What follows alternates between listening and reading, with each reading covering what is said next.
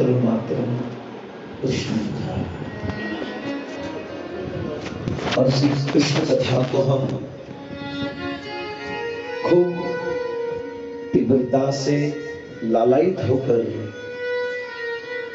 और हम अपने जीवन में भगवान की इस वाणी को श्री प्रभुपाद जी के द्वारा, इस भागवत के श्लोकों के द्वारा प्रतिपादित किए हुए इस तात्पर्य को हम अपने जीवन में कैसे उतारें, तो उस मनोरथ हेतु हम सब यहाँ पर एकत्रित हुए हैं। श्रीमद् भागवत एकदम सरल ग्रंथ है, क्योंकि कृष्ण बहुत सरल है।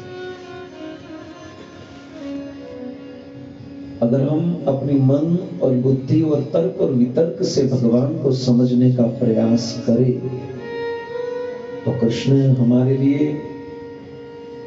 कृष्ण को समझना हमारे लिए बहुत कठिन है, अति दुर्लभ है। परंतु इसी भगवान को समझने के लिए अगर हम किसी वैष्णव आचार्य और गुरुजन की कृपा को प्राप्त करें, तो भागवत को हम समझ पाएंगे। हम अपने मन और बुद्धि से, तर्क से भगवान इस विशुद्ध ग्रंथ को, निष्कलंक पुराण को, भगवान के वांग्मय स्वरूप को नहीं जान पाएंगे। इनको जानने के लिए हमें किसी साधु की कृपा सिद्ध होना पड़ेगा। साधन सिद्ध तो हम हैं ही, पर हम कृपा सिद्ध भी बन जाए। साधना से तो हम भगवान को अपने हृदय में स्थित कर सकते हैं, बुला सकते हैं, पर अपने हृदय में भगवान को नित्य रखना है तो कृपा से ही हो सकता है। इसलिए हर एक वैष्णव को, हर एक याचक को, हर एक भक्त को, हर एक साधक को, हर एक नव शिक्षित भक्त को प्रतिदिन प्रार्थना करनी चाहिए भगवान को, गुरु को, कि हम पर कृपा करें। एक बार करुणा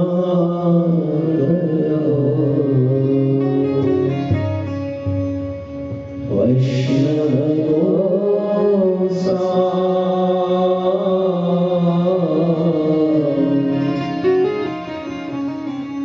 वैष्णव है गुरुजन, हम पर कृपा करो, क्योंकि कृपा से ही हम आपके वास्तविक स्वरूप को समझ पाएंगे। और इस कृपा को प्राप्त करने के लिए हमारी साधना मजबूत होनी चाहिए। हमारी साधना जितनी मजबूत होगी, कृपा इतनी हमारी नजदीक होगी। इसलिए हम साधक बने, हम भक्त बनने का प्रयास करें। वेद व्यास जी ने श्रीमद् भागवत के और अन्य अनेक शास्त्रों को प्रतिपादित किया, पर जब तक उन्होंने भगवान कृष्ण के गुणगान नहीं किया, तब तक न तो व्यास प्रसन्न थे, न व्यास ने लिखे हुए ग्रंथ को पढ़कर कोई भक्त प्रसन्न था। सब असंतुष्ट थे, क्योंकि लिखने वाला असंतुष्ट है तो लिखा हुआ जो पढ़ने वाला कैसे संतुष्ट हो सकता है।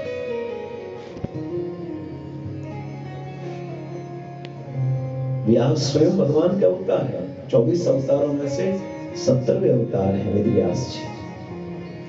पराशर के पुत्र थे, परंतु उनके पास भगवान के ही 27 अवतार थे। भगवान की शक्ति प्रवृत्ति उन पर, यानी जो मनुष्य कार्य नहीं कर सकता, अमानुषिक कार्य व्यास जी ने किया है। जो सामान्य मनुष्य नहीं कर सकता है कार्य, भगवान ही कर सकते हैं। इसलिए भगवान ने अपनी शक्ति का संचार खुद के एक अवतार जिनका नाम है व्यास के अंदर डाल दिया। इसलिए वेदव्यास जी को सप्तावश अवतार कहते हैं। और इसी शक्ति के बल से व्यास ने अनेक ग्रंथ, अनेक पुराण, अनेक उपनिषद लिखे, पर असंतुष्ट थे। क्यों? दो चीज थी। एक, उसी शास्त्र में भगवान कृष्ण का पूर्ण रूप से गुणगान नहीं था, और दूसरा, गुरु की कृपा नहीं थी। कृपा के बिना, यानी भगवान तो भगवान है, उनको कोई कृपा की आवश्यकता नहीं है, फिर भी भगवान अपने जीवन चरित्र में, यानी अपने जीवन काल में या अपनी लीला काल में हम सबको सिखा रहे हैं कि कृपा के बिना भगवत प्रेम प्राप्त करना अति दुर्लभ है।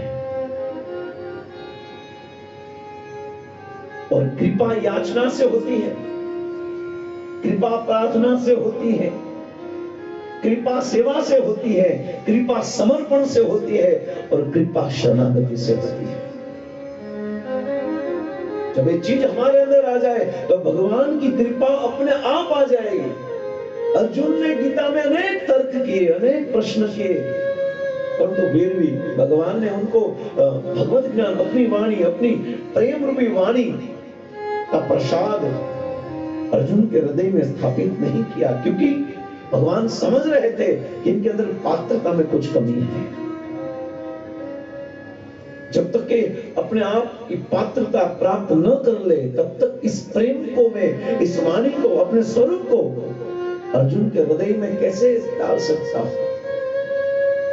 और जब अर्जुन मनसा कर्मणा और वाचा तीनों जगह से जब भगवान के प्रति समर्पित हुए, तब भगवान ने गीता का ज्ञान दिया है। जब तक अपने आप हाथ जोड़कर भगवान और गुरु को याचना नहीं करते, तब तक कृपा मिलने वाली नहीं है। और अर्जुन को गीता के दूसरे अध्याय के 7वें श्लोक में कहना पड़ा,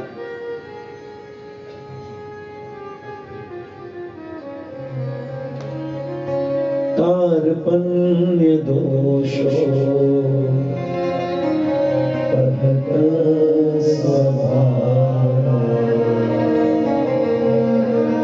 पृच्छामि त्वां सम्मोहयेता यत् श्रेयशानि चित्तं ब्रूहितं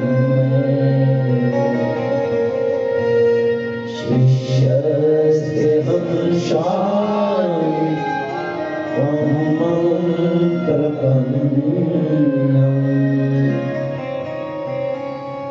अर्जुन फुल्ली सरेंडर।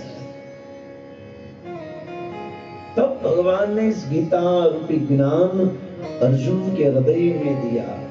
ये कृपा ही है।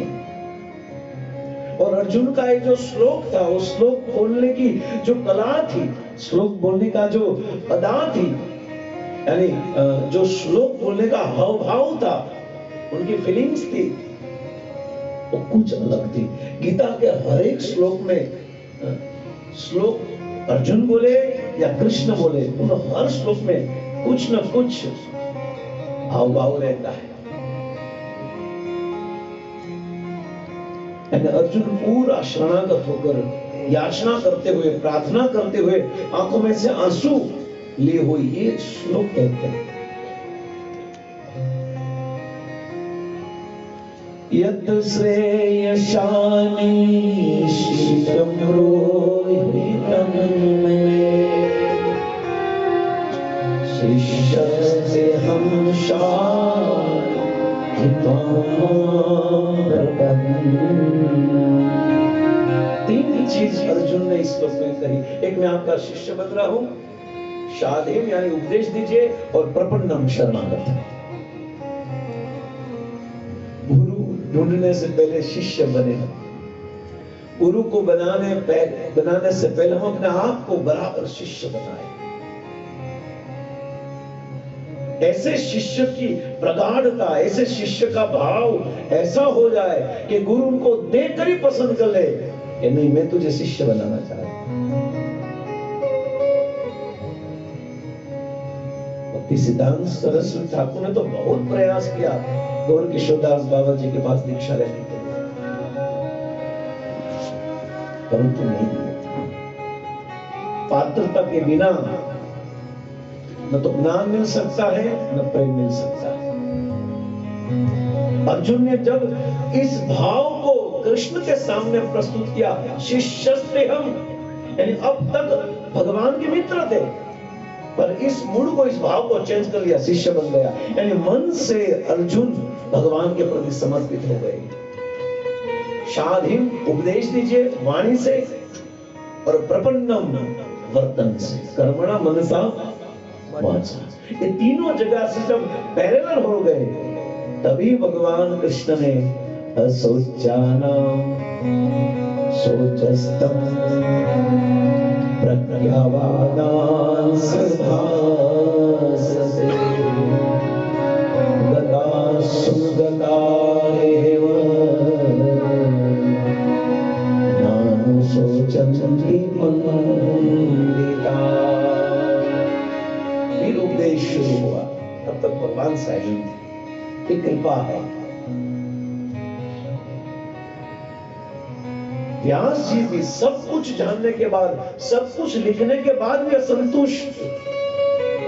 यहाँ अर्जुन हाथ जोड़कर भगवान के सामने प्रपन्न यश याचना करते हुए, शाधिम त्वाम प्रपन्न, प्रपन्न भाव से तद्विधि प्रणिपातेन परिप्रश्नेन सेवया शत्रुदेवो प्रपन्नयस्तव अस्मीति याचने अभयं सर्वदा तस्मै ददाति एव व्रतं मम। शरणागति हरि शरणं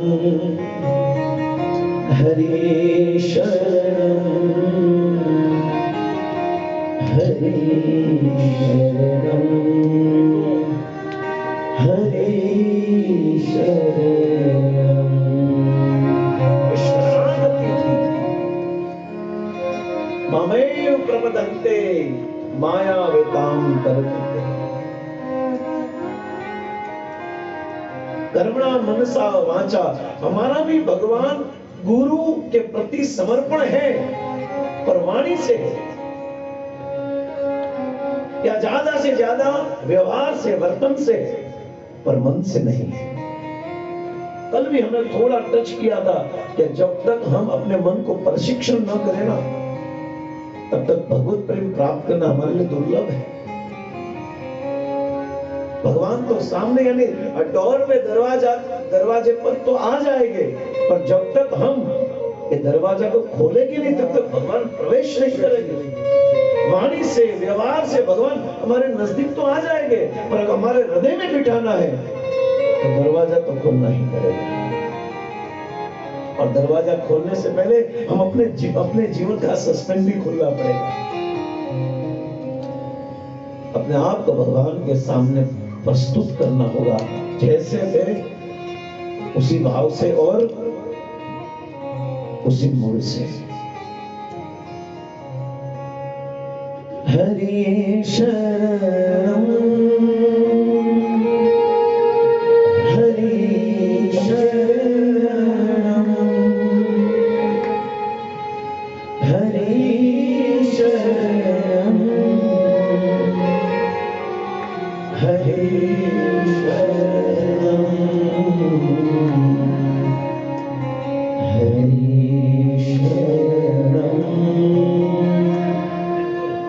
हरि शरणं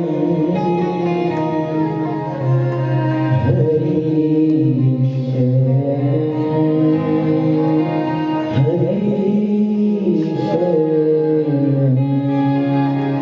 व्यास पराशर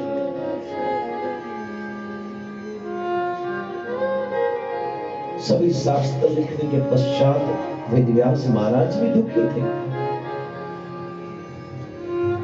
उन्होंने हाथ जोड़कर भगवान से प्रार्थना की, स्तुति की, भगवान को याद किया।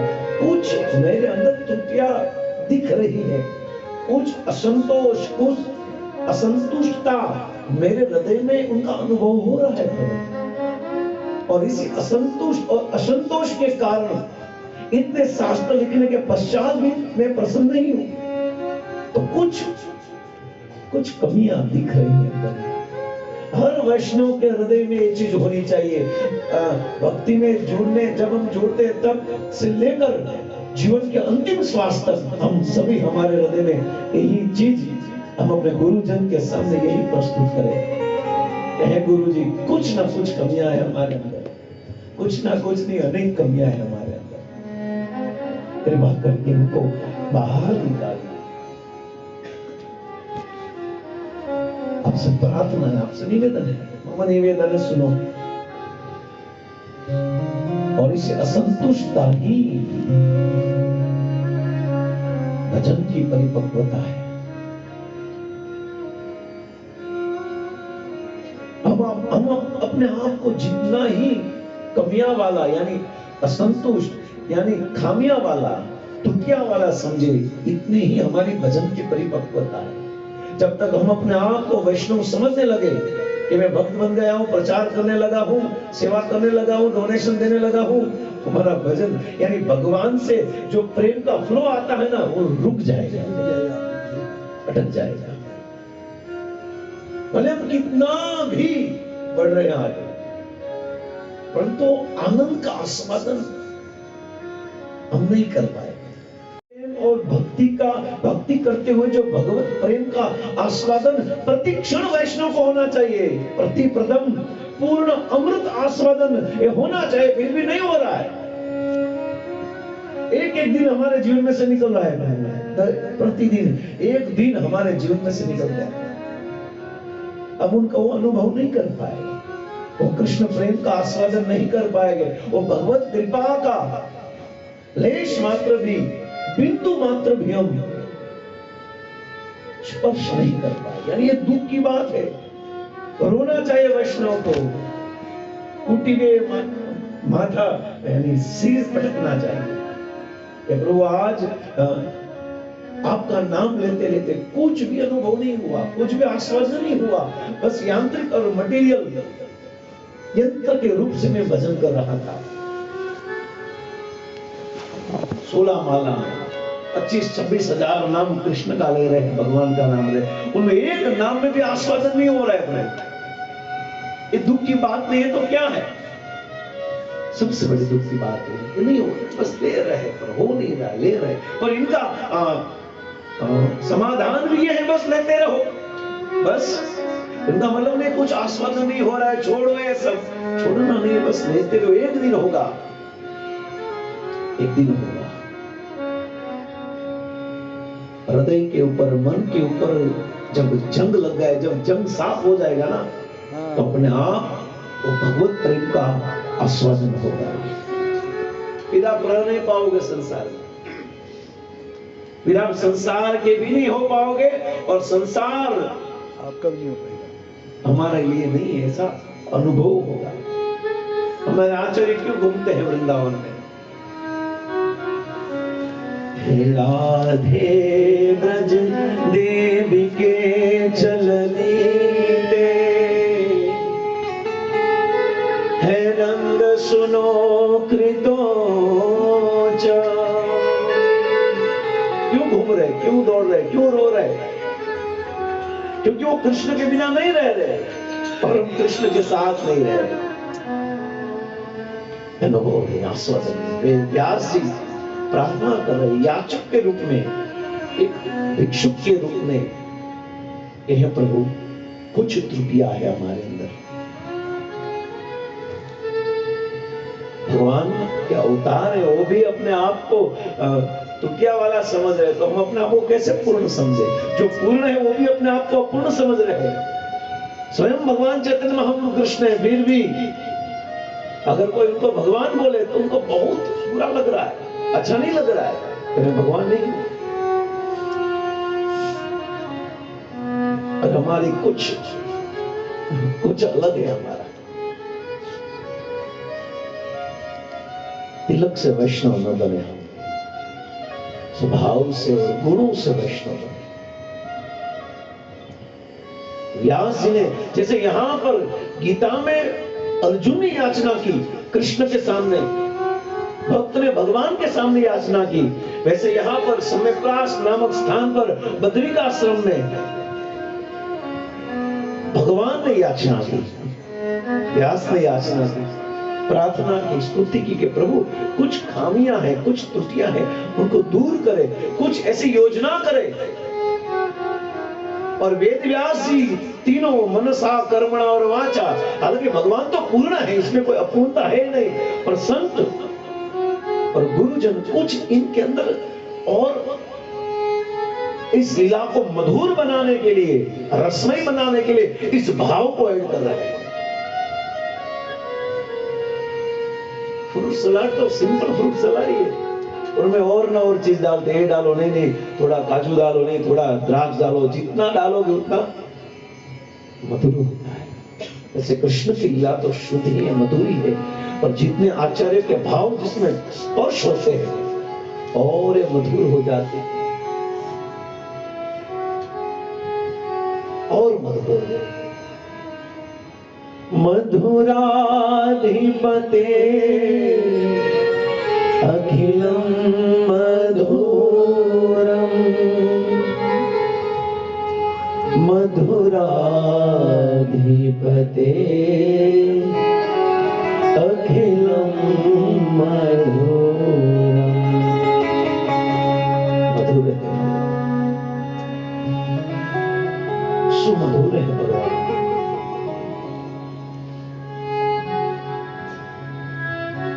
और भगवान पूर्ण है। प्रार्थना कर रहे हैं और उस प्रार्थना को सुनकर स्वयं भगवान ने अपने से दीक्षित शिक्षित हुए ऐसे परम प्रिय भक्त ब्रह्मा जी को जो भागवत सुनाया था, और उसी भागवत ब्रह्मा जी ने नारद को सुनाया, उसी नारद को भेजा इस समस्या का समाधान करने के लिए। कभी कभी भगवान को भी समस्या आ जाती है ना, तो उनका समाधान कौन करता है? भक्त। सबसे बड़ा इस संसार में कोई है तो कौन है? भक्त। भगवान भी जहां अटक जाते हैं तो फिर वहां पर भक्त कुछ न कुछ इनका समाधान कर देते हैं। इसलिए भगवान कृष्ण भी अटक गए थे कि संसार के सभी भक्त मुझको देखकर जो भजन भक्ति साधना करते हैं, जो पागल हो जाते हैं, तो ऐसी कौन सी मेरे अंदर वो चीज है जो मेरे भक्त के अंदर है और मुझ में नहीं है? कौन सी त्रुटियां है, कौन सी अपूर्णता है? और उसी अपूर्णता को दूर करने के लिए साक्षात भगवान के वांगमय स्वरूप भागवत ने उनको उत्तर दिया कि आप पूर्ण तो हो ही, आपके अंदर कोई भी त्रुटियां नहीं है, फिर भी अगर भक्त भजन करके जो भाव प्रस्तुत करते हैं, उसी भाव को प्राप्त करना है तो आपको भक्त बनना पड़ेगा। जब कभी कभी भगवान भी कुछ अपूर्णता अनुभव करते हैं और उसी अपूर्णता को दूर स्वयं भगवान के भक्त करते हैं, और यहां पर स्पष्ट कर दिया, दूर कर दिया। और भगवान कृष्ण के स्वयं स्वरूप वेदव्यास महाराज के इस दुख और पीड़ा को दूर करने के लिए, देखो ये पीड़ा थी, पीड़ा और दुख में अंतर है। दुख खाली अपने शरीर के लिए होता है और पीड़ा पूरे संसार के लिए होती है। दुख हमारे शरीर के अंदर दुख है तो उनको दुख कहते हैं। भाई कुछ कर्म के अनुसार हमारा जीवन अपडेट हो रहा है, कभी स्वर्ग उठाए, कभी नर्क गिराए, राजदंड जेन जेन नदी से डुबाए, हो रहा है। दुख शरीर से सीमित है, शरीर तक सीमित है, परंतु जो पीड़ा होती है वो पीड़ा सभी से जुड़ी हुई है। व्यास जी के अंदर पीड़ा हो रही थी, दुख नहीं हो रहा था, क्या हो रही थी? पीड़ा। और पीड़ा किसकी हो रही कि मैंने सब लिखा कलयुग के जीवों के लिए, कलयुग के लोगों के लिए मैंने शास्त्र तो लिखा, पर इनको लिखकर मैं अप्रसन्न हो रहा हूं, तो कैसे पढ़कर सुनकर कैसे इन लोग प्रसन्न हो पाएंगे? इसी पीड़ा को दूर करने के लिए भगवान ने अपने परम प्रिय भक्त नारद जी को भेजा, और नारद जी के सामने याचना कर रहे थे व्यास जी, और यहाँ पर अर्जुन कृष्ण के सामने याचना कर रहे थे। एक भक्त भगवान के सामने याचना कर रहे, और यहाँ पर भगवान भक्त के सामने याचना कर रहे हैं। और याचना भी प्रभु बाहर वाली नहीं थी, मैंने कहा कर्मणा मनसा, और अब तक अर्जुन तो बहुत बाहर से बड़ी बड़ी फेंक रहा था कि प्रभु युद्ध नहीं करना है, अपने को मारने से अच्छा है मैं वैशंपी ही लोके, इस संसार में मैं भीख मांगू, गुरु हंतवान महान भावा, भीख मांगू, वो मुझे बेस्ट लग रहा है। मुझे समझ में नहीं आ रहा है कि मैं इनको जीत लूं या इनके द्वारा मैं हार जाऊं, वो मुझे जीत ले, समझ में नहीं आ रहा। और जीत के करूंगा क्या मैं? राजा बनकर इस संसार के सभी भोग को प्राप्त कर दिखाऊंगा किससे? अपनी ही बुद्धि से, अपने ही तर्क से अपना ही समाधान करने का प्रयास कर रहा था। पर जब भगवत कृपा हुई तब अर्जुन के सभी समाधान स्पष्ट हो गए। और यहां पर भी जब वैष्णव की कृपा हुई, भक्त की कृपा हुई, दोनों भगवान के ही अवतार है। 24 अवतार में नारद को भी भगवान का अवतार बताया है और व्यास को। वेद व्यास 27 अवतार है, सभी अवतारों का भाव अलग अलग है, मूल तो कृष्ण ही, कृष्ण तो भगवान स्वयं। एतेच अंश कलाम पुंसम कृष्ण तो भगवान इंद्र अरि व्याकुलम लोकयम मुड़यंती, अरि यानी दुश्मन, अरि सुदनम, गीता में भी श्लोक भगवान का एक नाम आया है। अरि यानी दुश्मन, यानी इंद्र के दुश्मनों को मारने के लिए, यानी इंद्र यानी भक्त, इंद्र पोस्ट है, इंद्र कोई नाम नहीं, इंद्र क्या है? पोस्ट। यानी भगवान ने जिनको जिस पोस्ट में रखा है, जिस सेवा में रखा है, उस सेवा में रहने वाले भक्त पर अगर कोई दुश्मनों का वार हो तो उस दुश्मनों को मारने के लिए भगवान व्याकुलम लोके मुड़यंती परित्राणाय साधूनां विनाशाय दुष्कृतां धर्म संस्थापनार्थाय संभावि प्रकट होते वैष्णव पर कृपा करें। और उसी समय नारद जी ने व्यास ने कहा कि क्या मेरे अंदर खामियां हैं, क्या त्रुटियां हैं? तब उनका उत्तर देते, न यत्र चित्रपदम हरेर्यशो जगत पवित्रम प्रगृहीतम कहर्चित तद्वायशं तीर्थमुशंति कहर्चित न यत्र हंसा निर्मन्ति उषीक्षया। 1:5-10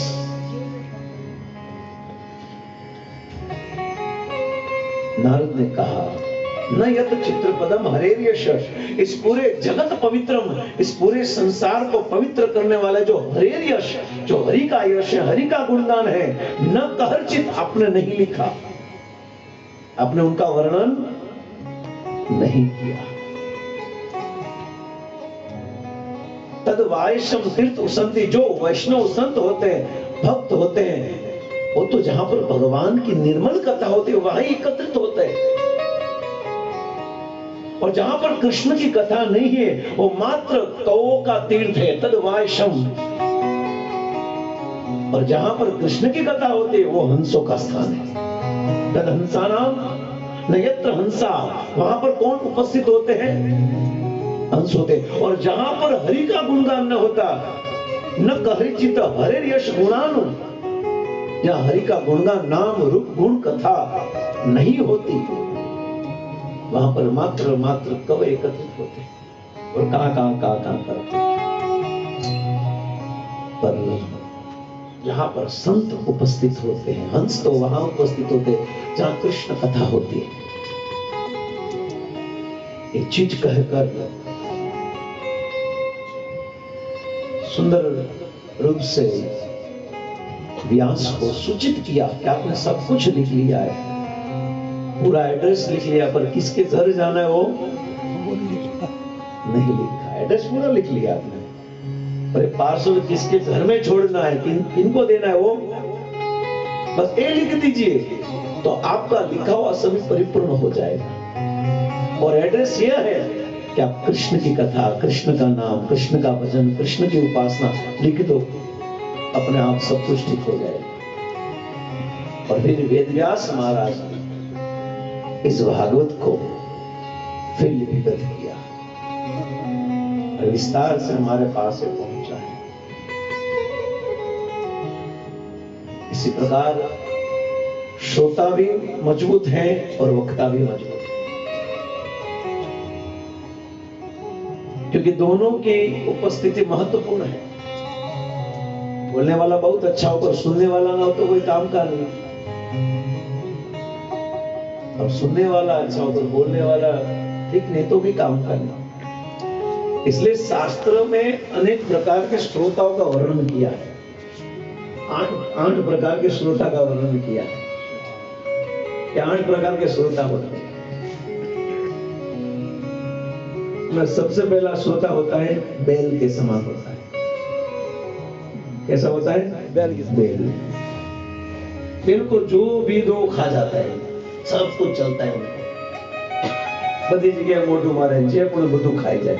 तो कोई श्रोता ऐसा होता है जिनको सब कुछ चलता है, ये भी चलेगा, ये भी चलेगा। हाउ ये होलसेल नो व्यापारी हुए, उनको सब कुछ चलता है, जो भी दो। वैसे कोई ऐसे प्रकार के पशु होते हैं ना बैल, उनको ये भी खाता है, प्लास्टिक की थैली भी खाता है, और रोटला भी खाता है, घास भी खाता है, गन्ना भी खाता है, बाजरी भी खाता है, अनेक प्रकार के अलग अलग प्रकार के घास आते हैं, मकाई भी खाता है, सब कुछ, उनको सब कुछ चलता है। वैसे एक प्रकार के श्रोता होते हैं जिनको सब कुछ चलता है। अनुपमा भी चलेगा, सब कुछ चलेगा, मूवी भी चलेगा, ये सब कुछ चलेगा। सीरियल नहीं, कोई नया मूवी आया है, सब कुछ चलेगा। ऐसे श्रोता होता है। दूसरे प्रकार के श्रोता है वो शियाल। शियाल को क्या बोलते हैं हिंदी में? शियाल लोमड़ी। लोमड़ी। तो जो लोमड़ी होती है वो आपको मालूम है, अपने गांव में जो रहते हैं उनको मालूम होता है कि जब सब सो जाते हैं तो बीच में वैसे एक प्रकार की श्रोता ऐसे एकदम बराबर चीज लगता है ना, तो कुछ ना कुछ बोलता रहता है। ये देख देख देख, मैसेज देख क्या हो गया, तुरंत दो बीच में बोलता रहता है ना, बक करता रहता है। तो एक लोमड़ी की तरह हमें श्रोता नहीं बने। तीसरे प्रकार का श्रोता ऊंट ही बोलते हैं ना उनको, कैमल। वो क्या होता है, और सब व्यंजन को छोड़कर कांटे ही खाता है ना, कांटा खाएगा, और वो खाता है तो उनको मीठा लगता है, क्योंकि उनकी जीवा कटती है तो उनमें से खून निकलता है, तो खून क्या लगता है, खुद का ही खून उनको मीठा लगता है। इसलिए एक प्रकार के श्रोता ऊंट के जैसे होते हैं, कैमल की तरह होते हैं, उनको खुद बहुत मीठा लगता है। वैसे एक प्रकार के श्रोता ऐसे होते हैं जिनको अच्छा जो कहते हैं ना वो उनको अच्छा नहीं लगता, रॉन्ग बात क्या कि वो पकड़ कर बैठ जाते हैं।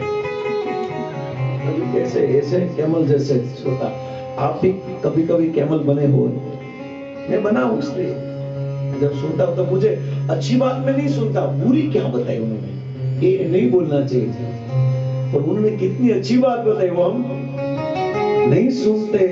हम एक प्रकार के ऐसे श्रोता हैं उनकी तरह, जिनको ये चीज अच्छी लगती है, बुरी चीज अच्छी लगती, अच्छी चीज उनको, अच्छा उपदेश उनको अच्छा नहीं लगता, पर बुरा हो इतना अपने हृदय में डाल देता है, ऐसा थोड़ा बोलना चाहिए, सबके सामने ऐसा बोले, एक गलत चीज पकड़ लेता है। और चौथे प्रकार के श्रोता होते हैं जो यहाँ पर आया ना, तद वायसम तीर्थुसंति मानुषा, कौवे के तरह होता है। कौवा जो होता है वो क्या करता है, जहां पर कचरा होता है वहां पर ही बैठता है। आपने देखा कभी, जहां अच्छी चीज है वहां पर कौवा कभी नहीं बैठता, जहां कचरा होता है वहां ही। तो कोई श्रोता ऐसे होते हैं जहां कचरे जैसी ही चीज होती है ना, वहां पर जाकर ही बैठता है। तो ऐसे श्रोता नहीं बने, क्योंकि महाप्रभु ने भी ध्रुव महाराज की कथा को सुना है, एक दो बार नहीं सुना है। कितनी बार सुना है? 100 बार सुना है। 100 बार ध्रुव महाराज की कथा सुनी,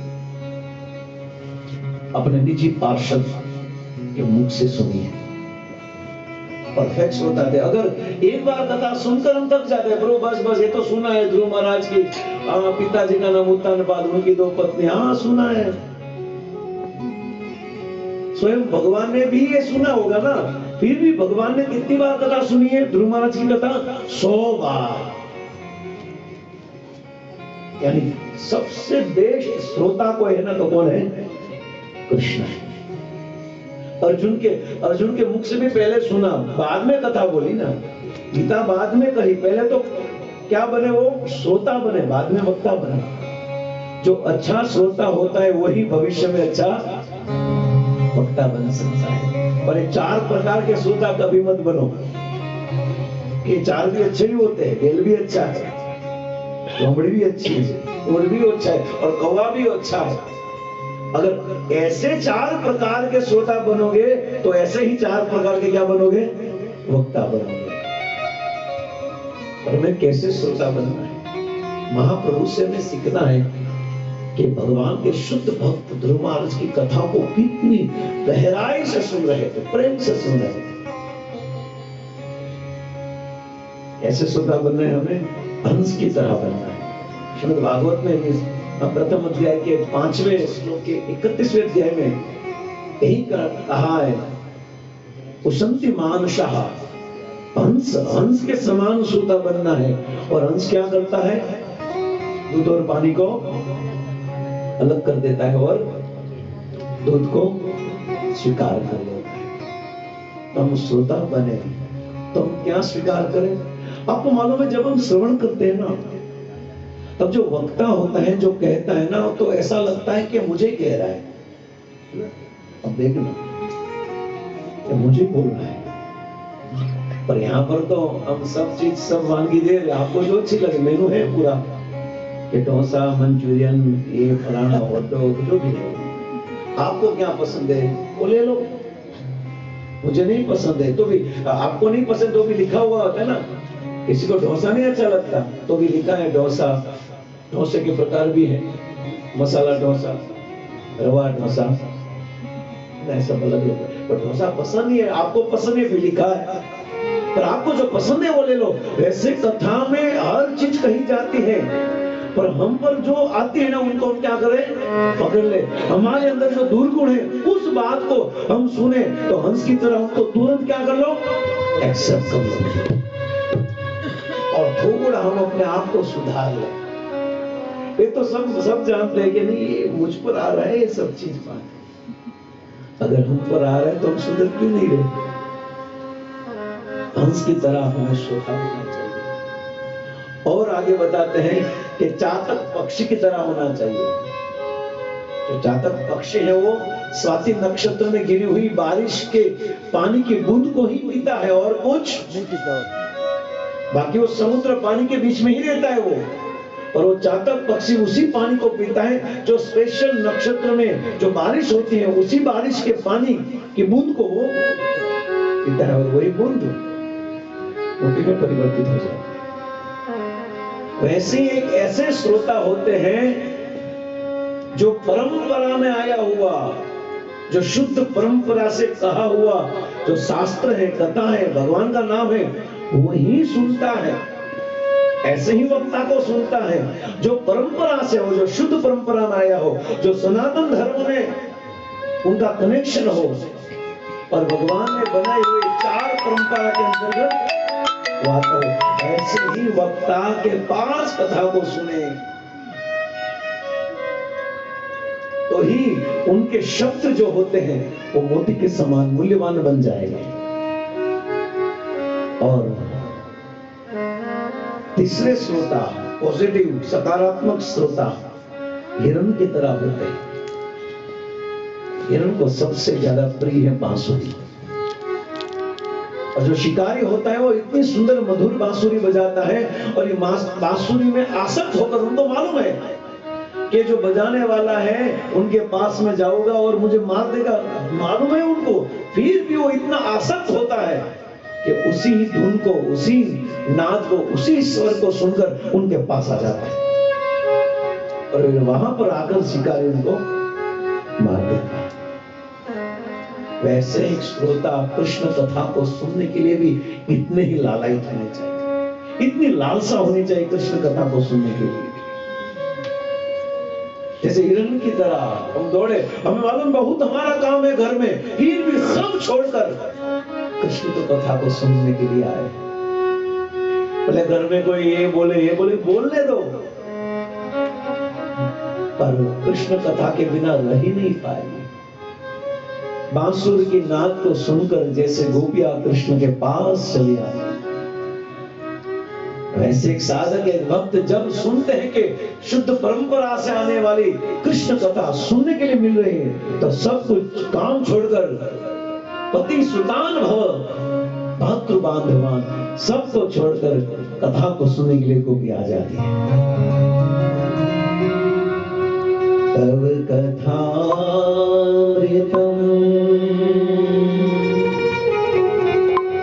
तात जीवनम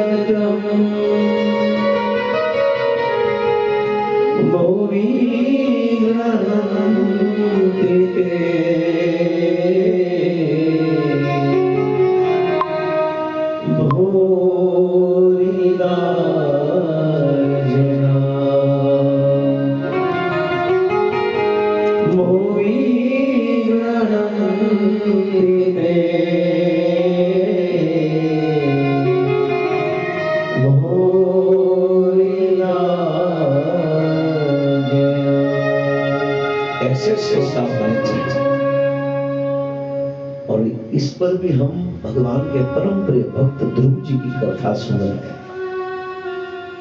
भगवान के प्रिय भक्त हैं। और सुनिए, भगवान कृष्ण की कथा हो, हम सब जानते हैं कि यत्र च गंगा यमुना च तत्र गोदावरी तत्र सरस्वती च सर्वाणि तीर्थानि बसन्ति यत्र यथा कथा अच्युत कथा प्रसंगा।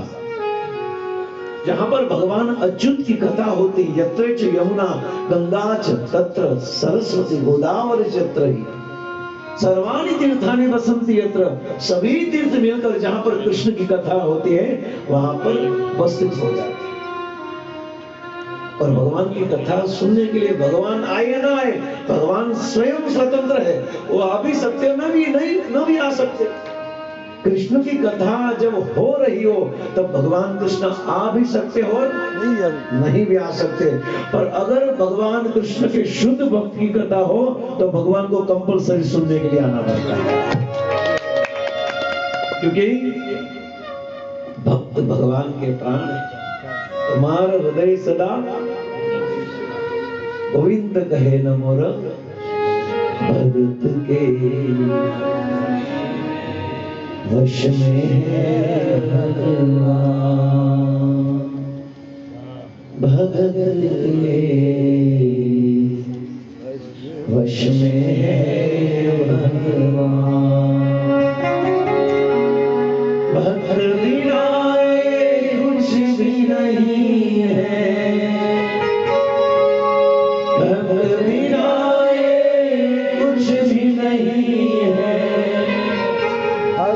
भक्त है इनके प्राण, भक्त के वश में है भगवान। भक्त के वश में है भगवान। तुम्हारा हृदय सदा गोविंद विश्राम।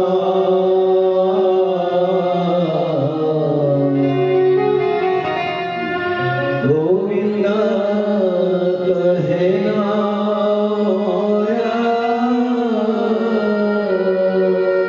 वैष्णव परा।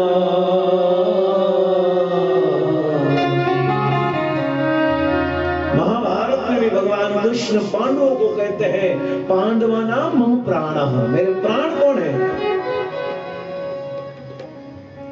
भक्त ही मेरे प्राण है। इसलिए अहम भक्त पराधीन न स्वतंत्र एवं, मैं भक्तों के वश में हूं। पूरा जगत मेरे वश में है। मया दक्षिण प्रकृति श्रूयते सचराचरम हेतु आने कोते जगत भी परिवर्तते। पूरा जगत मेरे वश में, मेरे अध्यक्षता के, यानी मेरे आंख नीचे पूरा संसार काम करे। फिर भी मैं भगत के वश में है भगवान, भगत के वश में है भगवान,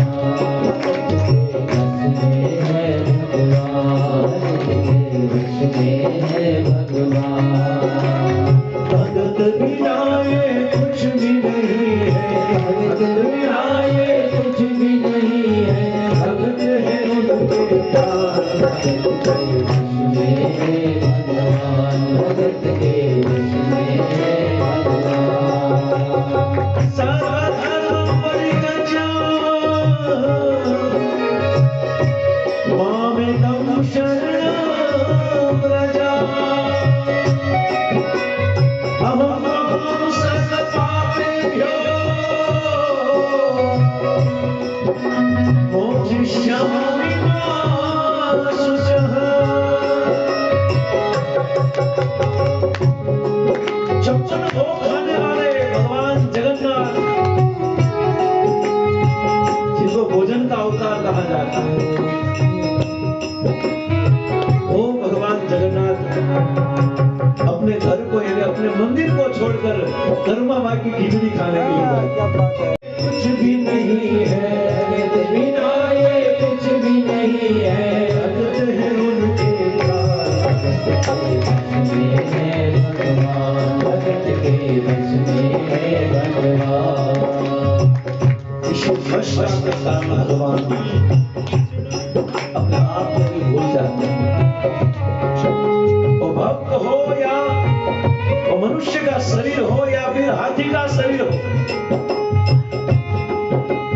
कुछ भी होकर एक बार भाव से अगर भक्त बुलाए,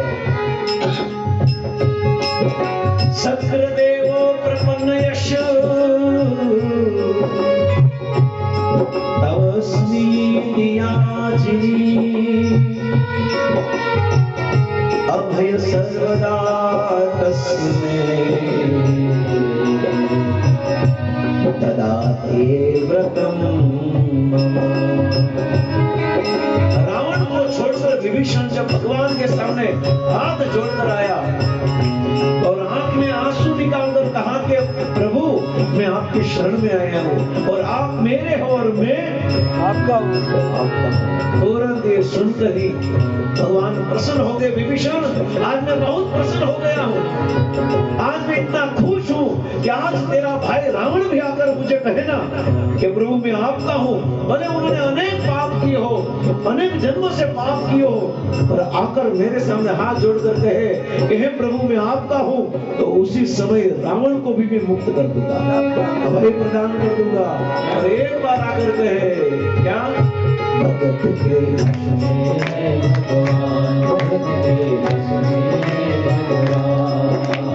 भगत बिनाए कुछ भी नहीं है, भगत बिनाए कुछ भी नहीं है, भगत है भगवान, भगत के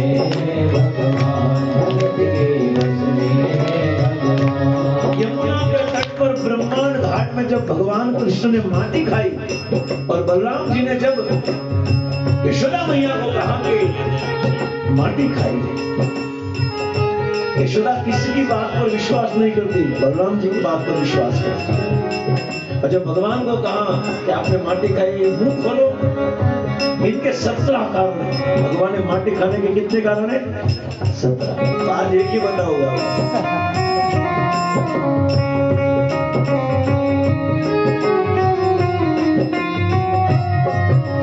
मैया मैं नहीं मानती, मैया मोरी मैं नहीं मानती, मैं नहीं मानती, मैया मोरी मैं नहीं मानती। भगवान ने हमारी की भाई 17 काम बताए ना। भगवान ने कहा कि मैया ने मेरा अवतार जब से हुआ तब तक मैं मक्खन बहुत खाया है, और मक्खन के कारण मेरा पूरा शरीर चिकास वाला हो जाता, चिकना हो जाता है, और बहुत चिकनी चीज को साफ करने के लिए किसकी जरूरत पड़ती है? माटी की जरूरत है। इसलिए मैंने क्या खाई? मैया मोरी मैं नहीं मानती, मैया मोरी मैं नहीं मानती।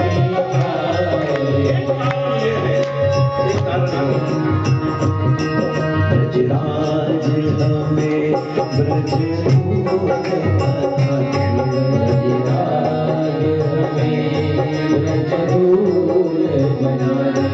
ब्रजराज हमें ब्रज धूल बना दे,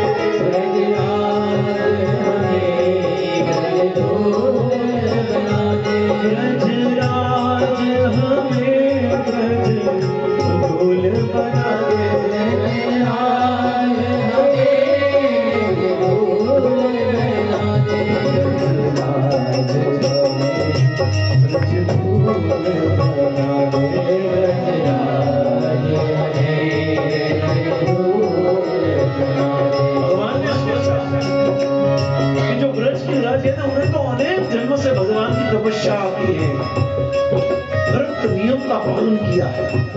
और जब भगवान प्रसन्न हो गए तब भगवान ने पूछा कि आपको क्या चाहिए? आप अनेक जन्मों से, अनेक सालों से कठोर तपस्या कर रहे हो, आपको चाहिए क्या? तो एक सब ऋषि मुनियों ने क्या कहा एक ही आवाज से, ब्रजराज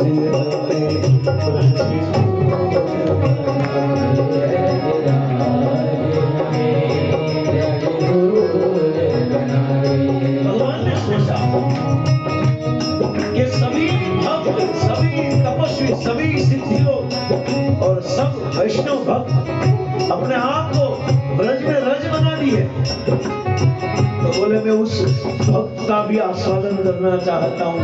इसलिए भगवान ने क्या खाई? वही रज को, मिट्टी को खाया।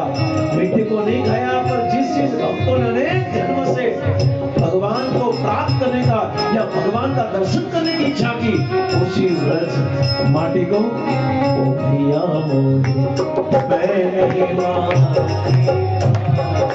मैया मोरी मैं नहीं मानती।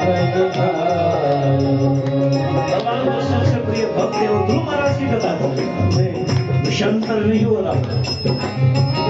क्योंकि ऐसे शुद्ध भक्ति कथा को सुनने से पहले भक्त की महिमा तो समझ ले। मानव कहने बड़ा तो धरती पर आकर क्यों बसा। मानव कहे मैं बड़ा तो पृथ्वी पर आकर क्यों बसा। तो पृथ्वी ने कहा, पृथ्वी कहे मैं बड़ी तो शेष के सिर पर क्यों खड़ी। शेष कहे मैं बड़ा तो शंकर के गले में क्यों बड़ा। भगत के वश में भगत बिना ये कुछ भी नहीं है। भगत बिना ये कुछ भी नहीं है। भगत बिना ये कुछ भी नहीं है। भगत बिना ये कुछ भी नहीं है। भगत है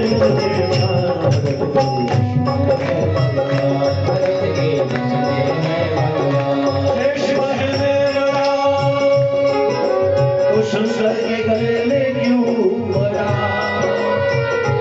शंकर कहे मैं बड़ा तो कैलाश पर जाकर क्यों बसा। कैलाश कहे मैं बड़ा तो रावण के हाथों से क्यों हिला। रावण कहे मैं बड़ा तो बाली के बगल में क्यों लगा। भगत के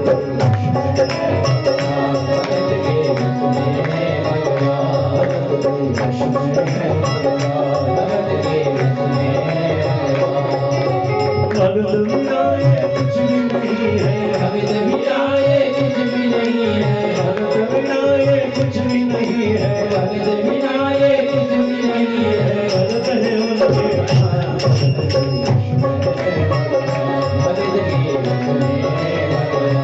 मालिक है मैं बड़ा तो प्रभु राम के चरण में क्यों बड़ा। राम कहे मैं बड़ा तो भक्तों के हृदय में क्यों बसा। भगत के वश में भगवान। भगत के वश में भगवान। ओ भगत बिना ये कुछ भी नहीं है। भगत बिना ये कुछ भी नहीं है। भगत बिना ये कुछ भी नहीं है। भगत बिना ये कुछ भी नहीं है। भगत है उनके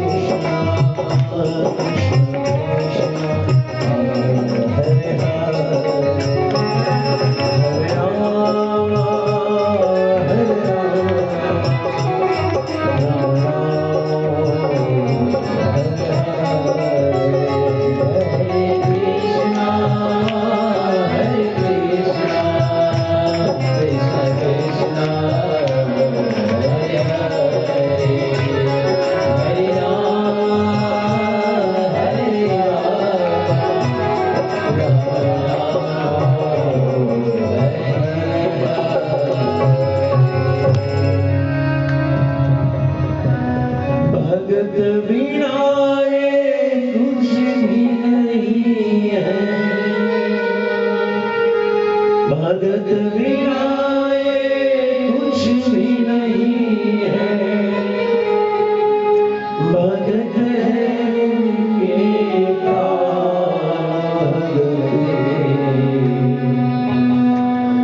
वश में।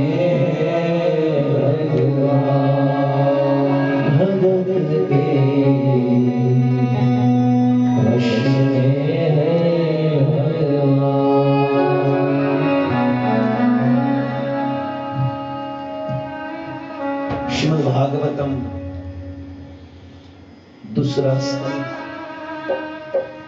जिसमें चतुश्लोकीय भागवत का वर्णन। दूसरा स्कंद 9वां अध्याय 29, 30, 31 और 32। अहम एव सर्गो, वहां से शुरू होता है। मूल भागवत 4 श्लोक की थी, चतुश्लोकीय भागवत। जैसे चतुश्लोकी गीता भी है, 10, 8, 9, 10, 8, 9, 10, 11। अहम सर्वश प्रभो मद सर्व प्रवर्तन समास तेषाम, वहां तक चतुश्लोकीय भागवत। परंतु भगवान कृष्ण ने ये भागवत का ज्ञान ब्रह्मा जी को हृदय में दिया, ट्रांसफर किया। कोई लाइव सुनाया नहीं, श्रवण कीर्तन नहीं था। जन्मान् दर्शयतोऽन्वयात् इतर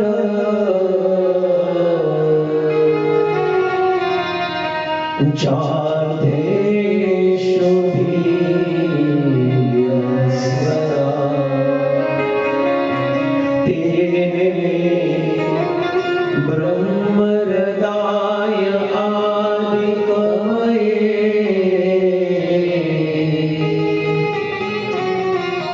मुह्यन्ति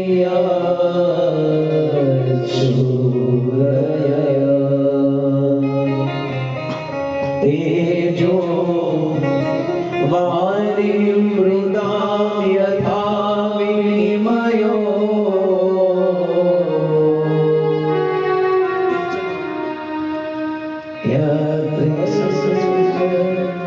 गोमृषा धाम्ना स्वेन सदा निरस्तुहुकम्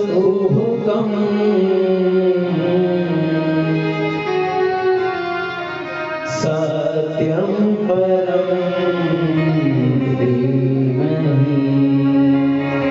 सृष्टि का सर्जन, और सृष्टि का सर्जन किस लिए हुआ है?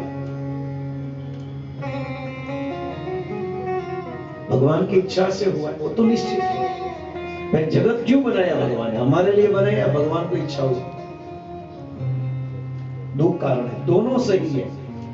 भगवान ने अपने लिए भी बनाया है और हमारी इच्छा से, पर दोनों के उत्तरों में से कोई प्रधान उत्तर है तो भगवान ने संसार का सृजन हमारे लिए ही किया है। कृष्ण भूलिया जीव अनादि बहिर्मुख, भगवान को भूलकर जीव, कृष्ण को भूलकर इस संसार में अनादि काल से बहिर्मुख होकर जन्म मरण के चक्र में घूम रहा है। और इस जीव पर कृपा करके दिए वेद पुराण, इस शास्त्र दिए जीव पर कृपा करके। भगवान को छोड़कर आए, क्यों आए? वो मौन है।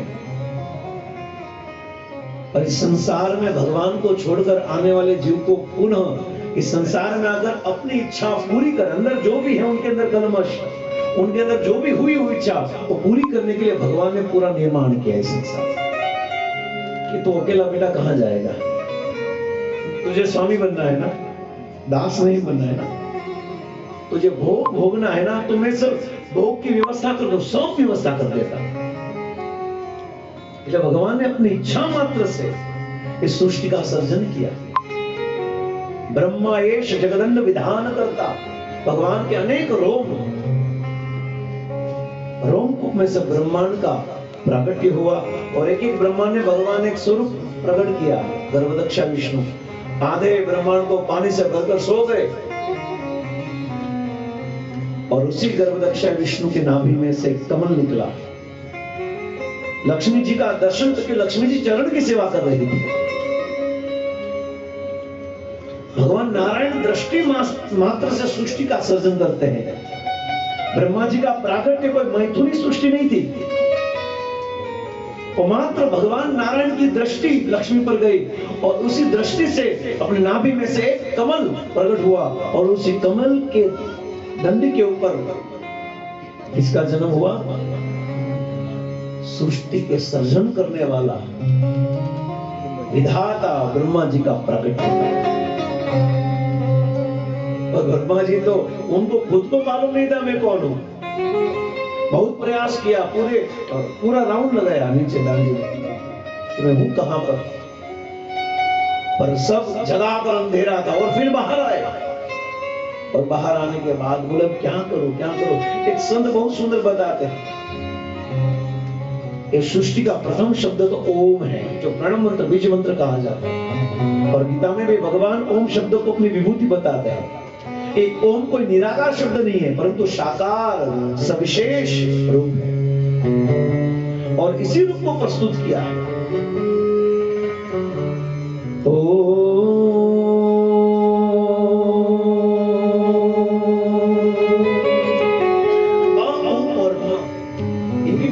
बड़ी व्याख्या है। भगवान की अंतरंगा शक्ति, भगवान की बहिरंगा और भगवान की तटस्था शक्ति, और म, ये तीनों शब्द भगवान की तीन शक्ति का प्रागट्यकरण है। एक भगवान की बहिरंगा शक्ति है, एक भगवान की तटस्था शक्ति है, और एक भगवान की अंतरंगा शक्ति है, और तीनों को मिलकर ओम शब्द है। ओम शब्द की बहुत व्याख्या है, पर सीधी लाइन से हम समझे ना तो उनका एक ही अर्थ है कि ओम शब्द जो है वो भगवान की विभूति है। भगवान ने अपनी विभूति गीता में बताई है, रसो अहम अप्यश्य कौन्तेय प्रभा अस्मि शशि सूर्यः। इसी श्लोक में जो पवित्र ओमकार वेद शब्द है वो भगवान के मेरा ही स्वरूप है, प्रणव मंत्र है मेरा। और सभी श्लोकों के प्रारंभ में ओम शब्द की शुरुआत होती है। ओम नमो भगवते वासुदेवाय।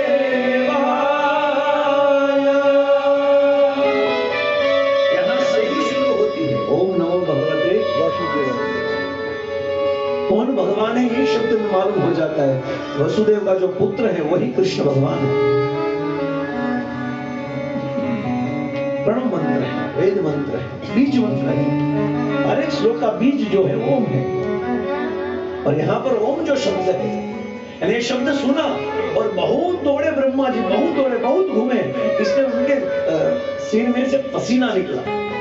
एक समय बहुत इनकी टीका में लिखते हैं कि घूमने के कारण उनके सिर में से पसीने की बूंद नीचे गिरी, और नीचे गिरी तो एक आवाज आई, टप टप टप टप, है ना, आता है ना जब रात्रि के समय जब नल खुला हो जाता रहता है और फिर आवाज आती है टप टप टप टप। और ट नहीं देखा, तब तब को सुना, ट नहीं सुना, पर क्या व्यंजन अक्षर में त, यानी ब्रह्मा जी ने क्या सुना, तब तपस्या करो। फिर ब्रह्मा जी ने अनेक वर्षों तक तपस्या की, और तपस्या के कारण भगवान प्रसन्न हुए। और भगवान ने प्रसन्न होकर भगवान ने ज्ञान दिया। तेन ब्रह्म हृदय आदि कवये मुह्यन्ति यत् सूर्य। भगवान ने इस भागवत के ज्ञान को ब्रह्मा जी के हृदय में क्या किया, स्थानांतरित किया, हृदय में ट्रांसफर किया। जैसे कोई फाइल हम ट्रांसफर करते हैं, वैसे ही भगवान ने इस ज्ञान को ब्रह्मा जी के हृदय में क्या किया, ट्रांसफर। सुखदेव ने परीक्षित के सामने वर्ड टू वर्ड कहा। सोनक आदि सुत और सोनक के संवाद में भी ये वर्ड टू वर्ड। पर कृष्ण ने जब ब्रह्मा जी को भागवत का ज्ञान सुना तो कैसा था, तेन ब्रह्म हृदय आदि कवये मुह्यन्ति यत् सूरया तेजो वारिमृतां यथा विनिमयो ऋषभं पुरुषा। हृदय में ट्रांसफर किया, और भगवान की कृपा से ही ब्रह्मा जी सब कुछ समझ गए। ईश्वर परम कृष्ण सच्चिदानंद विग्रह अनादि आदि गोविंदं सर्वकारण कारण। भगवान को देखते हुए प्रार्थना की, कृष्ण आप ही ईश्वर हो, आप ही परम हो, आप ही सच्चिदानंद स्वरूप हो, आप ही अनादि आदि हो, और सभी कारणों के कारण भी। पर प्रभु मुझे क्यों, मेरा प्रागट्य क्यों हुआ, जरा बताइए। आपने मुझे क्यों जन्म दिया? कुछ प्रयोजन तो होता है ना, कुछ न कुछ तो प्रयोजन है। भगवान ने हमें मनुष्य शरीर दिया है तो कुछ न कुछ तो प्रयोजन है। पशु प्राणी नहीं बनाया है, पर मनुष्य शरीर दिया है, यानी कुछ प्रयोजन है। मनुष्य शरीर बनने के बाद क्या करना चाहिए? अथातो ब्रह्म जिज्ञासा। मनुष्य अतः वेदांत सूत्र का पहला परिभाषित है, दूसरा जन्म आद्यस्य है। पहला सूत्र है अथातो ब्रह्म, मनुष्य शरीर मिलने के बाद हमें ब्रह्म के विषय में जिज्ञासा करनी चाहिए। और दूसरा सूत्र है जन्माद्यस्य, वेदांत सूत्र का। ऐसे अनेक सूत्रों में वेदांत को सूत्र के रूप में दिया गया है, यानी एक ही शब्द में। फिर इस सूत्र का और विस्तार हुआ और उनका और विस्तार हुआ, विस्तार करते करते भागवत के रूप में हमारे पास आ गया। इनकी बहुत विस्तृत वर्णन है, संक्षिप्त स्पर्श कर रहे हैं। तो ब्रह्मा जी का प्रागट्य क्यों हुआ, मेरे जन्म क्यों हुआ, क्या प्रयोजन है? कभी हमें भी भगवान से या गुरुजनों से पूछना चाहिए। या अगर हम एकदम ब्लैंक है, ना हमें गुरु मिले हैं, ना भक्त मिले हैं, ना भगवान मिले हैं, तो हमें शास्त्र से पूछना चाहिए कि मैं कौन हूं, मैं कहां से आया। गीता की शुरुआत तो यहां से आती है। सनातन गोस्वामी, रूप गोस्वामी महापुरुष से मिलते तब ये तो प्रश्न पूछते हमें कि यही सबसे बड़ा प्रश्न है, मैं कौन? भगवान शिव जी का भी प्रागट्य हुआ एकादश शूद्र के रूप में। जब एकादश शूद्राणी भी प्रकट हो गई तब शिव जी ने यही कहा कि मैं कौन हूं, मुझे क्या करना है। तो हमें भी प्रश्न पूछना चाहिए कि मैं कौन हूं, मैं कहां से आया, मुझे कहां जाना है। सीधा बोलते कर मैं आधार कार्ड देख लो, मैं एड्रेस लिखा है वहां से आया हूं, और उन्हें एड्रेस लिखा वहां जाना है। ये शरीर का है ना ये, पर आत्मा का एड्रेस कहाँ है? तो भगवान के हैं, भगवान के धाम से आए यहाँ पर, और वापिस कहाँ जाना है? यही सेम जो यहाँ प्रोसेस है ना, इस शरीर की प्रोसेस, वैसे आत्मा की प्रोसेस। हम जहां रहते वहां आए और जाएंगे भी कहां? वहां जाएंगे। वैसे आत्मा जहां से आई थी वो भूल भटक कर यहाँ भटक रही है और वापिस जाएगी कहां पर? जहां से वो आई है। गीता का संदेश है, तात्विक चर्चा है। ब्रह्मा जी ने कहा क्या? बोले आप जाओ और आप सृष्टि का सर्जन करो, सृष्टि को उत्पत्ति करो। तो बोले प्रभु आपकी कृपा के बिना मैं कैसे कर सकता हूं? फिर भगवान ने अपनी कृपा आशीर्वाद बल दिया और इसी बल को लेकर बोले ठीक है। और फिर ब्रह्मा जी, हम सब जानते हैं कि 4 पुत्र सनक सनद और सनंदन प्रकट हुए, चतुष कुमार, सनत कुमार। नारद का प्रागट्य हुआ। नारद को कहा कि आप सृष्टि का सर्जन करो। नारद ने कहा सॉरी, अब माथाकूटમાં પડવું નથી। चारों कुमारों को कहा कि आप सृष्टि का सर्जन, मैथुनी सृष्टि का प्रारंभ करो। बोले सॉरी प्रभु, अब लंगोट में सारा चीज थोड़ा जींस पैंट पहने डिस्को करो, ये नहीं करता लंगोट में बराबर है। नहीं तो ऐसे ब्रह्मा जी क्रोध आया और क्रोध के कारण के सिर में से पसीने बूंद निकली और बूंद जैसे नीचे गिरी तो उनके अंदर से एक रोता हुआ बालक का जन्म हुआ, प्रकट हुआ। जन्म नहीं बोल सकते, शिव जी का जन्म नहीं है, शिव जी का प्रागट्य है। क्योंकि शिव जीव तत्व नहीं है, शिव शिव तत्व है, जीव तत्व से परे है। और भगवान के कृष्ण और राम के भक्तों में अव्वल नंबर के भक्त हैं। इसलिए भागवत में भी एक चर्चा हुई कि आप सब अनेक अनेक नदियों का वर्णन किया, अनेक अनेक भगवानों का वर्णन किया, अनेक अनेक देवी देवता का वर्णन किया, अनेक अनेक शास्त्रों का वर्णन किया, परंतु एक चाहिए हमें, वन शॉर्टकट। गीता में भी ये बात हुई। जब गीता महात्म्य में तो शिव जी ने पार्वती को सुनाया था और शिव जी ने गीता का स्वरूप कहा था कि 10 अध्याय मुखम, 10 अध्याय भगवान के मुख है और दूसरे 2 अध्याय भगवान के हाथ है, 12, 13वां उदर है। सब क्लियर किया। 18 अध्याय का वर्णन, एकम 10 अष्टादश अक्षर शिवांगमयी मूर्तिश्वरी। हे पार्वती, ये 18 अध्याय भगवान का ही स्वरूप है।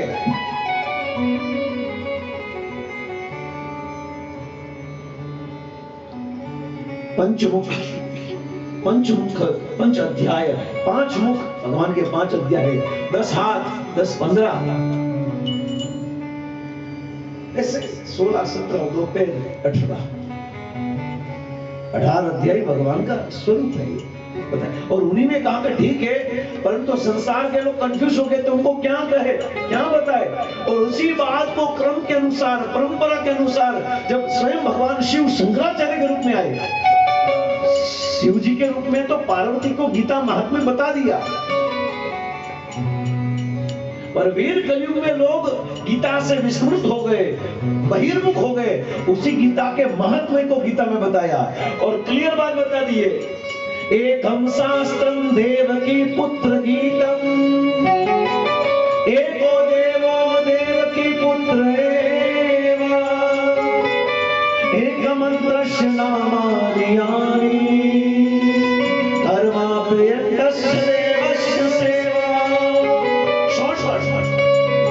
गीता में भी, गीता शुरू होने से पहले क्लियर बता दिया, एकम शास्त्रम देवकी पुत्र गीतम, एको देव। वैसे ही भागवत में भी बता दिया। सुखदेव जी ने, मानो परीक्षित कंफ्यूज हो जाए कि प्रभु इस संसार में हम किस भगवान को माने, किस नदी को माने। अनेक नदियों का वर्णन भागवत में है, हमारी तापी मैया का भी वर्णन है, अनेक देवताओं का वर्णन है, अनेक भक्तों का वर्णन है, अनेक शास्त्रों का वर्णन है। तो क्या करे, उसी भागवत को कहा गया, यथा नाम तथा गंगा। अनेक नदियों में सब श्रेष्ठ ही है, परंतु गंगा श्रेष्ठ है। देवानाम अच्युत तथा, अनेक देवताओं में अच्युत भगवान कृष्ण श्रेष्ठ है। और वैष्णवानाम यथा शंभो, और अनेक वैष्णव राम कृष्ण के भक्त हैं, उनमें से नंबर 1 कोई भक्त है तो कौन है, भगवान शिव।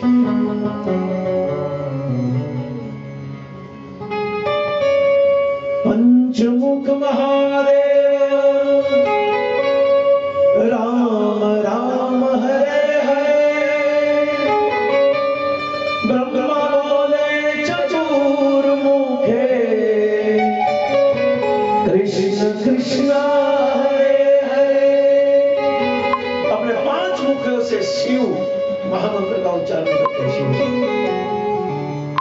महामंत्र दियो शिव जी को, और महामंत्र की दीक्षा भी शिव जी ने पार्वती को दी है। बहुत बड़ा रहस्य है जो महामंत्र मिला है ना, कोई सामान्य नहीं है। प्रभु शिव जी 24 घंटे उनका भजन करते हैं। कैलाश में बैठकर भगवान शिव भी इसी महामंत्र का जप करते हैं, कृष्ण नाम का नाम, क्योंकि उनको बहुत ही प्रिय है। और जब भगवान कृष्ण इस धरातल पर आए, उसी कृष्ण का दर्शन करने के लिए आए, और नगर में जोगी आया और शिव जी कृष्ण का दर्शन करने के लिए आ गए। यशोदा मना गई, कुछ भी हो जाए प्रभु, मैं कैलाश को छोड़कर नंद भवन तक आ सकता हूं, तो आप अपना घर छोड़कर बाहर तक नहीं आ सकते।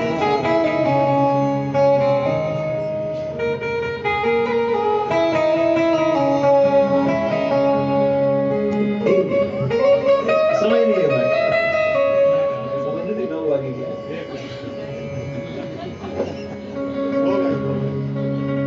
नगर में जोगी आया, खेल को समझ पाया, नजर में तेरी माया,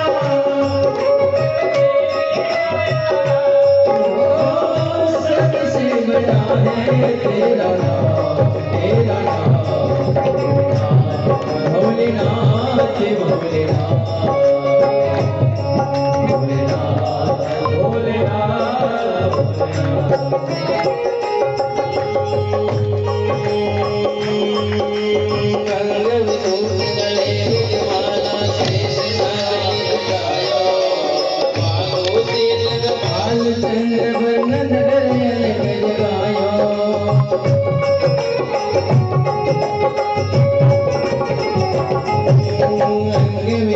गले रुगमाला से नागली पटायो, पागो तिलक बाल तेने बनया जगायो,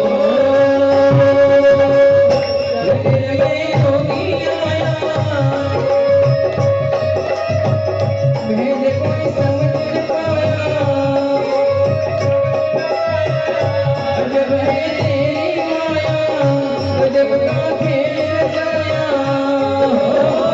सबसे बड़ा है तेरा नाम, तेरा नाम भोलेनाथ, भोलेनाथ,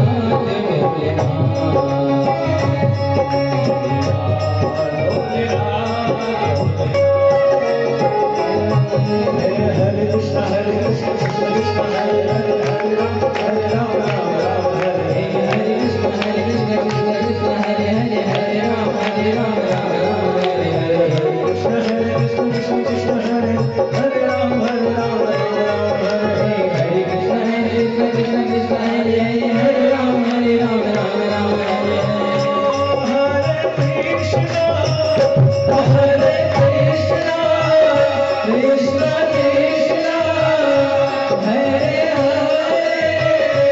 राम राम राम हरे हरे, हरे कृष्ण कृष्ण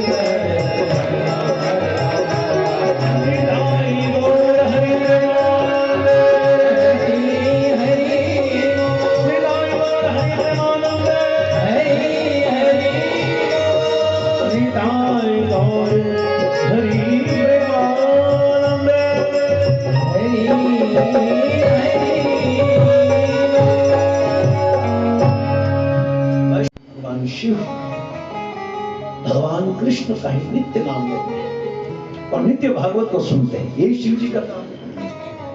और जब भगवान इस धरातल पर प्रकट होते हैं तो उनका दर्शन करने के लिए सब कुछ काम छोड़कर चले जाते हैं। ये संतों ने गाया है ये सब।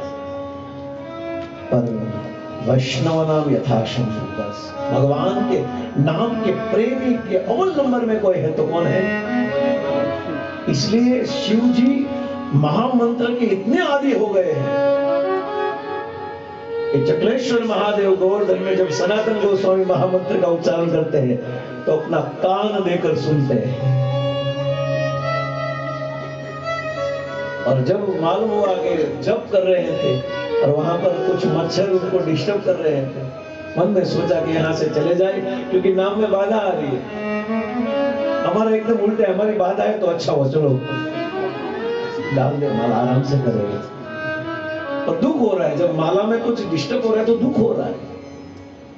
और फिर चलने का निर्णय ही किया तब शिव जी ने, क्योंकि उनको बहुत प्रिय महामंत्र, बहुत प्रिय महामंत्र।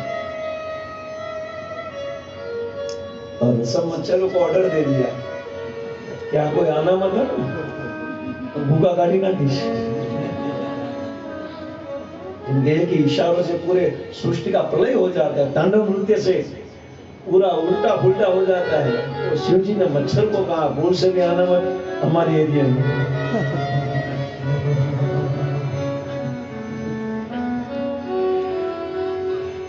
अभी सब ऐसा चल रहा है, हमारे एरिया में मत आए, हमारी बॉर्डर है, अब वहां तक रहो, वहां तक रहो। हर भूमि गोपाल की। अब जितनी जगह लोगों को दोगे ना, भगवान उतनी ही जगह में तुमको बिठाएगा।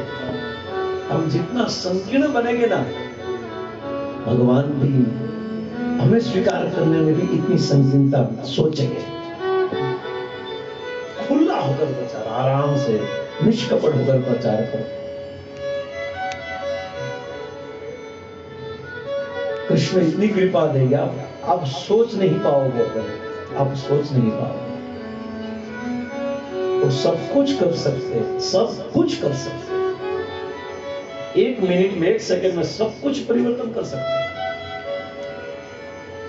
नहीं चाहे वो देंगे, अगर आप उस चीज को प्राप्त करने के लिए दौड़ोगे ना, तो एकदम दौड़ा देंगे। उनका स्वभाव है, उनका स्वभाव थक जाएंगे, उनको देंगे और फिर आप उनको छोड़ दो। भगवान बोले ले लेके जा। ऐसा होता है। अभी हम बच्चे को भी, छोटे बच्चे उनको ललचाते हैं, नहीं देना नहीं देना नहीं देना, फिर बच्चा भयंकर नाराज होता है, नहीं चाहिए आपकी चीज, फिर वो मम्मी दे ले बेटा ले ले। एक सामान्य माँ बाप ऐसा कर सकता है, तो पिता महर्षि माता दाता पिता पिता देखिए, क्यों नहीं देंगे? अगर हमारा सच्चा भाव है, सच्चा मन देंगे। और अगर न दे तो भी उनकी इच्छा, मारो भी राखो भी जो इच्छा, उनमें हम आपको कुछ नहीं बोल सकते, क्योंकि आप स्वतंत्र हो प्रभु, आप कुछ भी कर सकते हो। हरिदास ठाकुर के अंतिम संवाद में बहुत सुंदर है। हरिदास ठाकुर का जो शरीर छूटा है, भूत कथा है, वो सबसे प्रिय हमारी वो जो संवाद है, अंतिम संवाद है। हरिदास ठाकुर की दिव्यता जो प्रकट हो रही है चैतन्य महाप्रभु के सामने, और चैतन्य महाप्रभु की करुणा बरस रही है हरिदास ठाकुर पर। पितामह भीष्म का देह त्याग भी हरिदास ठाकुर के सामने शून्य हो गया। इतनी अद्भुत मृत्यु सिखाई हरिदास ठाकुर।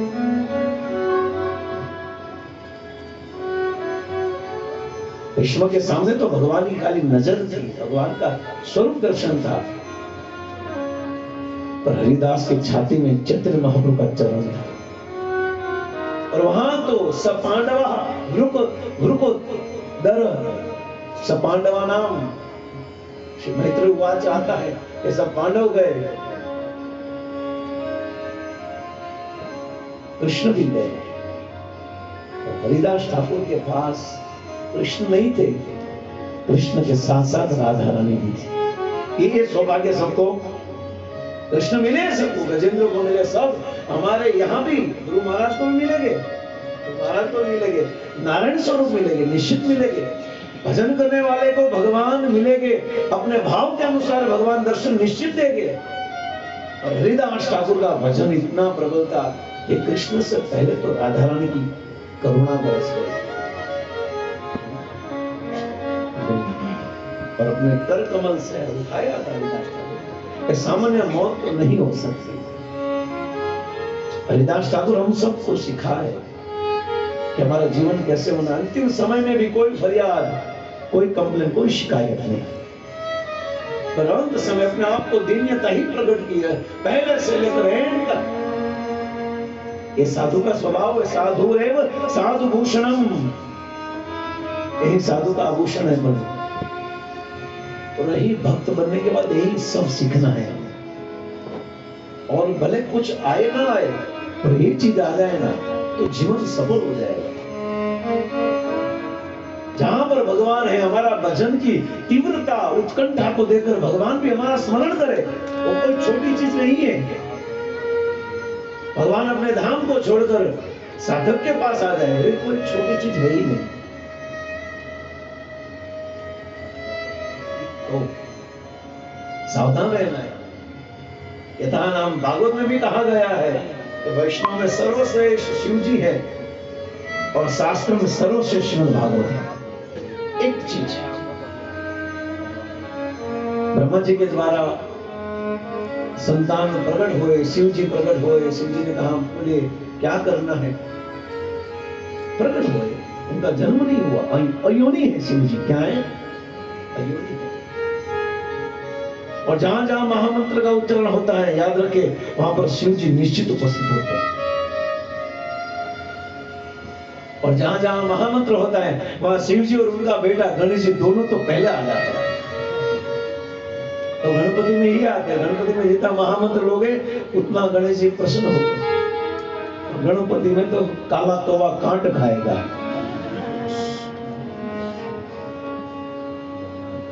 महामंत्र से गणेश जी वास्तव में प्रसन्न होते, क्योंकि पुत्र अपना संस्कार अपने पिता अपना संस्कार अपने पुत्र को देते। यानी शिव जी परम वैष्णव है तो गणेश जी भी परम वैष्णव है।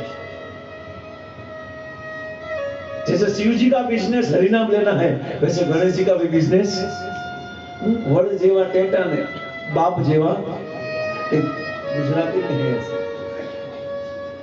जैसा पिता होता है वैसे ही पुत्र होता है। तो पिता का शौक उनका व्यसन हरिनाम है, तो पुत्र का भी व्यसन हरिनाम ही है।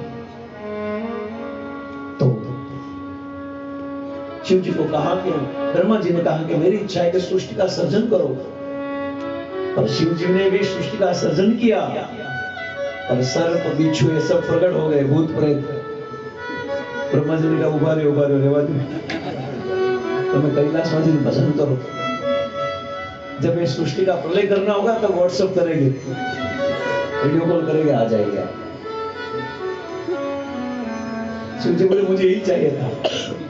मुझे देखो कोई व्यक्ति कभी अपने आप को नादान यानी मूर्ख बना देता है ना, उनके पीछे हरिनाम का हिस्सा रहता है। जड़ भरत ने अपने घर में रहकर अपने आप को जड़ बना दिया। क्यों? क्योंकि अगर मैं होशियार बन जाऊंगा तो दुनिया वाले मुझे धंधे में लगा देंगे। धंधे लगा देते शायद में, इसमें तुम बेटा बहुत बुद्धिशाली, अपना व्यापार को आगे बढ़ाना है, चल आजा।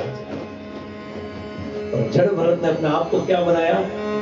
मूर्ख बनाया। उनको मालूम मूर्ख बनोगे ना तो दुनिया हमारे सामने नहीं देगी, और दुनिया जब हमारे सामने देखना बंद कर देगी तब श्याम सुंदर हमारे सामने देखना शुरू कर देगी। हम सब चाहते हैं कि दुनिया हमारे सामने देखे, पर हम कोई नहीं चाहता कि कृष्ण हमारे सामने देखे।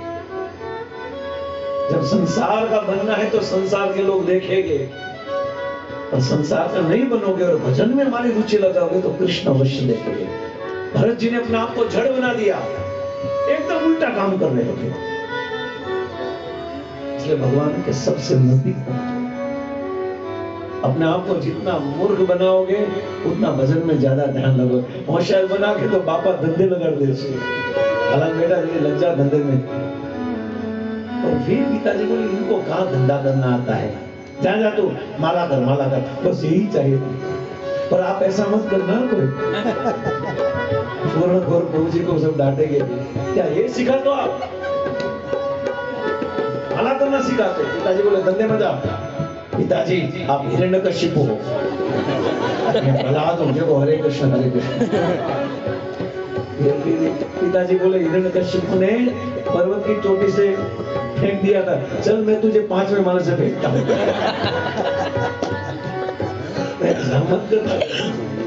प्रैक्टिकल भक्ति यानी प्रैक्टिकल। हमारे क्लास चलता है ऑनलाइन, उनमें से माता जी ने प्रश्न पूछा था, भौतिक जीवन और आध्यात्मिक जीवन को कैसे सेट करें? मैंने कहा बाहर से दुनिया के हो जाओ और अंदर से श्याम सुंदर के हो जाओ, बस। बाहर से दुनिया वालों को ऐसा ही लगना चाहिए मेरा है, ये मेरा बेटा है, ये मेरे पिताजी, ये मेरे सेठ हैं। बाहर से दुनिया वालों को ऐसा ही लगना चाहिए कि हम संसार के हैं, पर अंदर से कृष्ण को लगेगा कि ये मेरा है। बाहर से लगने दो जो भी है, दो डबल रोल करना है हमें। बाहर से दुनिया वाला का बनना है और अंदर से कृष्ण का, दोनों सेट हो जाएगा। इनका लंबा वक्तव्य नहीं करना है, और इतना समझो एक ही लाइन में कि बाहर से दुनिया के बने रहो और अंदर से कृष्ण के। शिव जी ने फिर भगवान ने रोक दिया, और फिर क्या करेगा? और फिर प्रेरणा से ब्रह्मा जी के दाएं और बाएं भाग में से मनु और शत्रुपा का प्रागट्य हो गया। मनु और शत्रुपा का प्रागट्य हो गया ब्रह्मा जी के। और कहा जी पिताजी क्या करना है? बोला आप ऐसा करो, सृष्टि का सर्जन करना है। ठीक है पिताजी, जो आज्ञा पिताजी। पर सृष्टि का सर्जन करना है, मैथुनी सृष्टि करना, कहां जाना है? तो बोले आप पृथ्वी पर जाओ। और जैसे पृथ्वी पर गए तो पृथ्वी गायब थी। पृथ्वी को कौन लेकर गया था? हिरणाक्षर भगवान एक अवतार लेकर उनको। फिर मनु और शत्रुपाल ने खूब भजन किया और भजन करने के बाद उनकी 5 संतानें हुई। 2 पुत्र हुए और 3 पुत्री, देवहूति, आपूति और प्रसूति। और 2 पुत्र हुए, उत्तानपाद और प्रियव्रत। बड़े प्रियव्रत थे, छोटे उत्तानपाद। और ये सुन रहे थे, मैत्रेय और विदुर का संवाद है चतुष्कंध।